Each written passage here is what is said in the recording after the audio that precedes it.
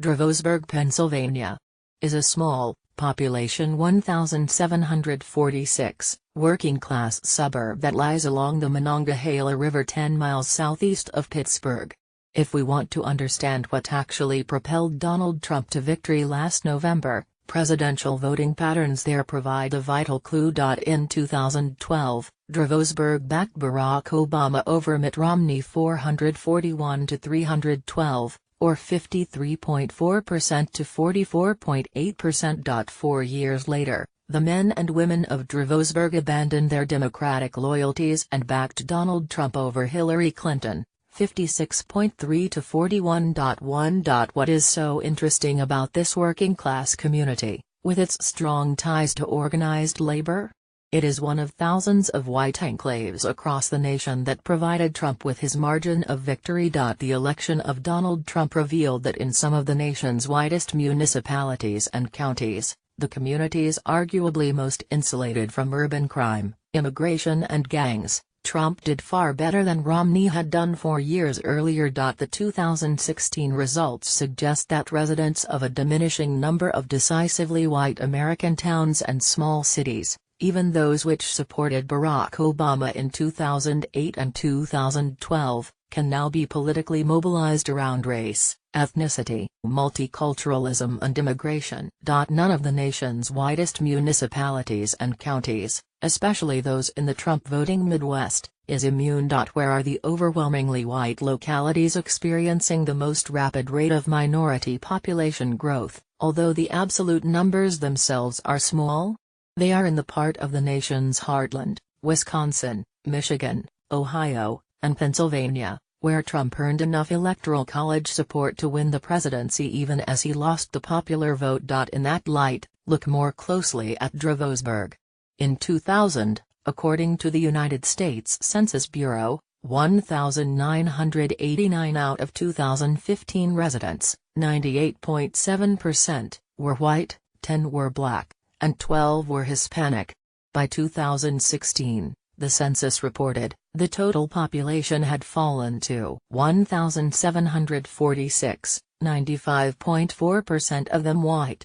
The number of blacks and Hispanics, still tiny, had grown rapidly, however, to 39 a 290% increase, and to 25 a 108% increase.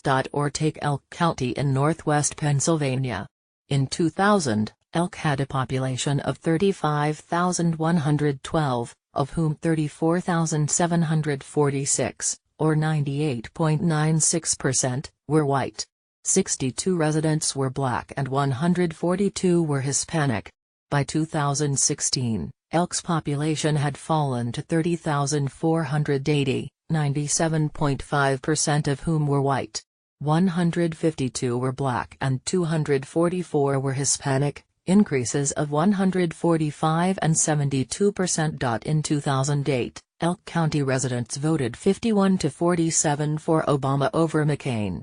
In 2012, the county backed Romney over Obama 57 to 41. In 2016, Trump swept Elk County, 69 to 27. Dravosburg and Elk County are representative of the thousands of overwhelmingly white communities that shifted sharply to the right in 2016. This shift can be seen in the accompanying graphic, provided to the Times by Myra Norfield, a law professor at the University of Minnesota and director of the Institute on Metropolitan Opportunity there. The graphic ranks, left to right, the percentage of whites in every municipality within the nation's top 50 metropolitan areas. The red line shows where Trump did less well than Romney and where he did much better.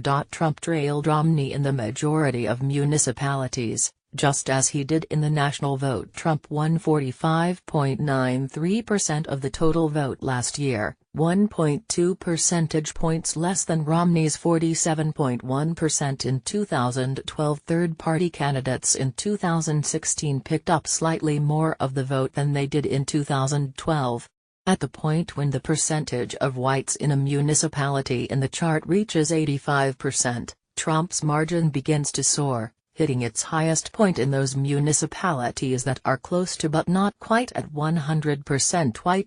Will Stansell, a research fellow at the Institute on Metropolitan Opportunity who created the chart, explained to me in an email that Orfield described the charts in an email. The very white municipalities that voted so strongly for Trump believe that they have reason to worry about the racial stability of their neighborhoods. Orfield and Thomas Luce, research director at the Institute on Metropolitan Opportunity, reported in a 2013 paper, America's Racially Diverse Suburbs Opportunities and Challenges, that from 2000 to 2010, the percentage of suburbanites living in areas that were at least 60% white fell from 51 to 39%. The percentage of suburbanites living in racially diverse areas, defined as 20 to 60% minority, grew over that decade from 38 to 44%.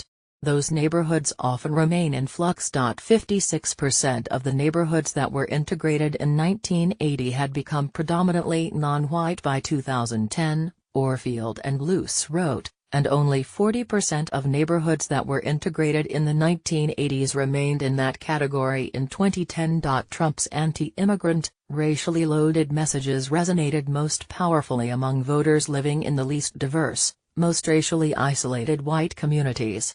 I